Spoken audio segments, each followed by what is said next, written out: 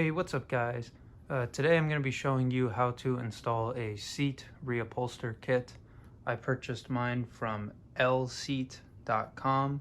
I know there are other suppliers out there, but this happened to be the company that made one for my car. This seat is off of a 1998 Lexus LS400.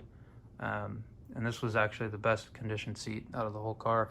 But you can see there's a little bit of tearing there at the bottom of the seat back, and then at the front of the lower half there's a tear as well. So we're going to be installing a new reupholster, and it's pretty easy to do. There's only a few tools you need. One of the most important tools I've kind of found when I was doing it was a set of sewing scissors. Is actually really important here because they're better at cutting through fabric than regular scissors. And if your car's on the older side, that's really important because a lot of the rails on the leather will tend to rust over time. And you'll also need a pair of regular scissors is a good idea. And then the next one, it kind of comes down to preference. You can either choose to use hog ties or hog rings or zip ties, and the hog rings need a special set of pliers like this, so you can put the ring on the inside. If we can get it to focus, you can put the ring on the inside and clamp it down. I like using zip ties because it's a little bit easier and you kind of get more control, and you'll kind of see why once we start getting into it. And then you'll also need a set of pliers. I had these angled pliers just because that's what I had around, but you could probably use any needle nose pliers. And then if you have a set of wire snips, those would be handy as well.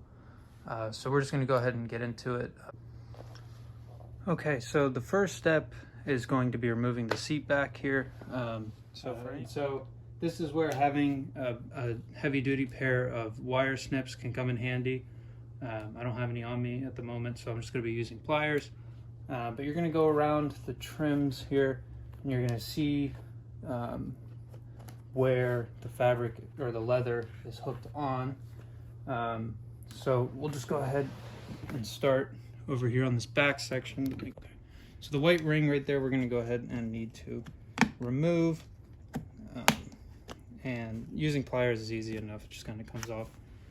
So essentially removing it like that is what we're going to end up doing on all of these. There's some more here. Let me zoom out. You can see there's a couple more. We got one here, here, and there's a couple more down at the bottom. But so we're going to go ahead and remove those. For pretty much anywhere we see them, pull the fabric back and then see where to go next. Okay, so just walking through here. Once you have all of those off, see, you'll be able to pull the leather out of the way. And these rails that are on the seat, I'm not going to go ahead and take them out now, but when we have all of the fabric off or the leather off in one piece, we're going to transfer these over to the new seat. So it's important that if you're using snips that you don't cut this. Okay, so the next part is going to be, we have a bolt here, and there's also another bolt down here. So we're going to remove that, and then it's the same thing on the other side, and then we will be able to separate the two halves of the seat. Okay, so now we have the seats fully disassembled. So you can see they're separated. The big cable was pretty difficult to get out. There's a lot of clips on that one, but if you can get to this point, you know, the hardest part is over. What we're going to do now is we are going to disassemble, or not disassemble, but we are now going to just completely remove all of the leather. As you can see here, we're just going to start, you know, going around the edge all the way up, removing the hog rings that were on here previously, and then okay, so once you have all of the outside clips taken off, the next step, it looks like here, is we have a bunch of staples the whole way down. So we're going to go ahead and remove the staples. Now we have those on both sides, and then once we have those removed, then we're going to remove the hog rings from the inside here. Okay, so now that we've got the staples out, we're going to start removing the hog rings from the inside of the seat, and you can see it right back there. And when you're removing this, it's really important if you are using wire snips that you don't actually snip the rod, either the one that's in the back here that's on the seat or the one that's in the cover, which you can see over here. That's the rusty bar in the back. So once you get all of those removed, the whole cover will come off. That's the last piece to it. Okay, so now we have the original leather off of the seat, and here is the replacement cover. You know, I think it's important to try not to screw up the old one when you're taking it off, because then you can go back and look and make sure things match up like these do here. And that's just important for making sure you know which one is left or right. So the next step is going to be removing the metal rods outside of, or on the inside of the cover from the factory, and we're going to put those in on the new one. And so as you can see, these, you know, that first one came out pretty easily, but this one's given me just a little bit of trouble, and it's because as you can see down here, the rust, actually this one's not rusted too bad, but a lot of times the rust will prevent the metal rod from coming out, and so that's when we use the sewing scissors. So the sewing scissors really make easy work out of this. You know, it just kind of cuts through it, no problem. And you know, if you don't have sewing scissors, you can always use a razor blade or something. But I had these around and they work pretty good. So we got it off, and you'll see the fabric just kind of falls off. I guess not right there, but you know, for the most part, the fabric just falls right off. Okay, so we're just gonna go ahead now and install the metal rods into the seat covers. And there's no holes cut out here as there are in the fabric on the factory covers, and that is because just, you know, little variations. They want to make sure that you can get it to fit correctly, so you're gonna have to cut the holes in here for the zip ties or the hog rings, and I like to kind of cut them as I go, because then I can make sure everything is fitting right. So we're just gonna go ahead and try to fit this up, and just run pretty easily, I guess. Okay, so we're gonna go ahead and start on installing the covers now. Just a quick side note before we start, it's probably a good idea to make sure your hands are clean, because a lot of times what I've noticed is these seats are pretty gross, and if you start getting dirt and rust all over your hands, you don't really want to be putting that onto the seat. So just typically when I do these, I've found that it's a good idea to start with the most centered piece and work your way, you know, outward from there. And so that's what we're gonna do. First piece, let's see, you can kind of see it. We have 1, 2, and 3 spots where there were hog rings.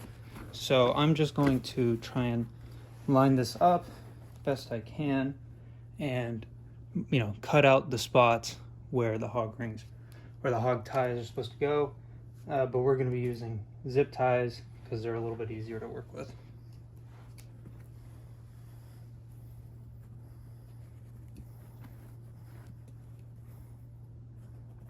So I just wanted to show you guys the holes I cut. You know, cut them right next to the spots, and then this is how you actually attach it. You know, you just kind of wrap the zip tie around the bar that's in the seat and the bar that you installed onto the new covers.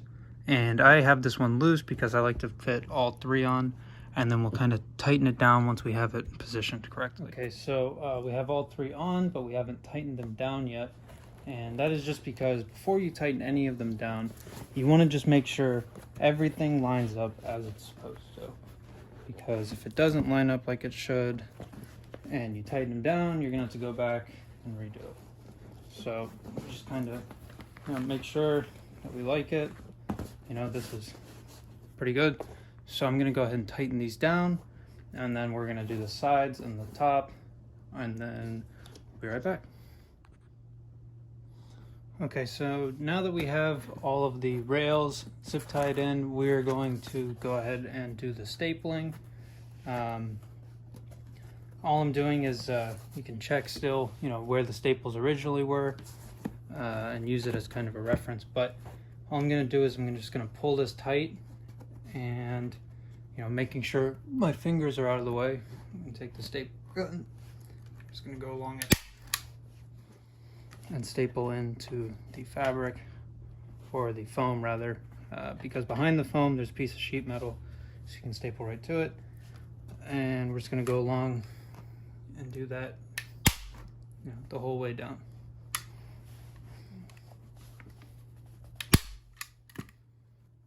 All right, cool. So that's done, and then we'll go ahead and do the other side. And once you have those done, actually, you're kind of finishing up now with it. You'll pull these down, and there's a rail right here, which I don't know if you can see that. You can see there's the rail. We're just going to go ahead and pull these clips down and over the rail, and they just clip on like so. Oh, this one's giving me a little bit of trouble, but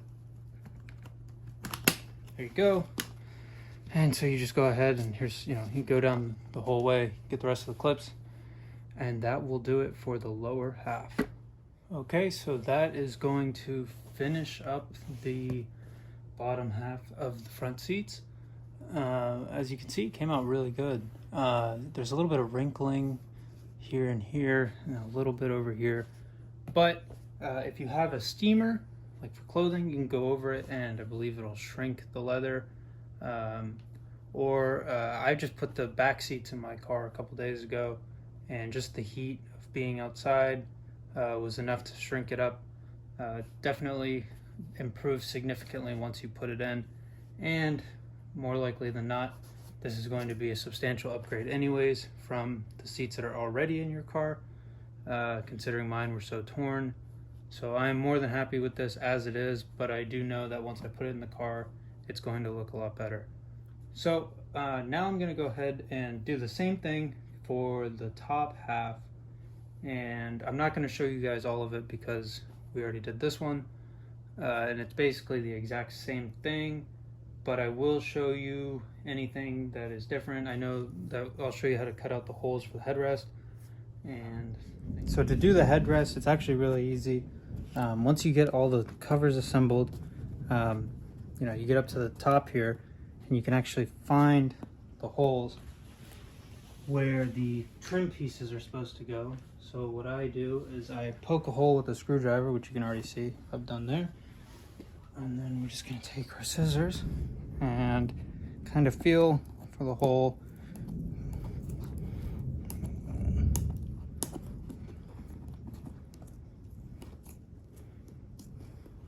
And we're just going to try and cut it out like this. And we've also got this foam in the middle, which we need to get out as well. And so what I do is, you get it close, and more likely than not, you'll have to trim it again, but you get it close, and you go with the new, keep going with the trim and see if it goes in all the way. And that one did not, it got close, which means we got to trim a little bit off. Okay, so the headrests are actually pretty easy. All you're gonna really need is a flathead, and we're gonna start by coming here under the seam, and you basically just want to pry apart the clips that are in here. And it's a little bit harder on camera here, I'll show you in a second, but basically the clips, if you look at your Reupholster, they kind of fold around on each other like this and then clip into place. So essentially what we need to do is take the clip and pull it out. There we go. So you get the first clip out, and then it's pretty easy to get the rest of the clips off as well. Okay, so I put the new leather on, and we're just gonna go ahead and close this up. So we're gonna take the back side, which is not the clip, and we're gonna fold it in over itself just like that. And but we're going to kind of put it, the clip, you know, we're gonna put this little gap here in the clip, we're gonna put this piece in that gap in the clip, and then we're gonna fold it over on that. So it's kind of a little tricky, but it's not too bad. So we'll get it folded over just like that in the clip, and there we go. Okay guys, so there you have it. This is the finished seat. As you can see, came out really good. It's still missing the trim pieces from the back. I didn't put those on, but I would say that this thing came out pretty much perfect. At least it's good enough for my standards. So hope you guys enjoyed it. This was a really fun project, and if you guys have any questions, make sure to leave them below. And as always, thank you guys for watching.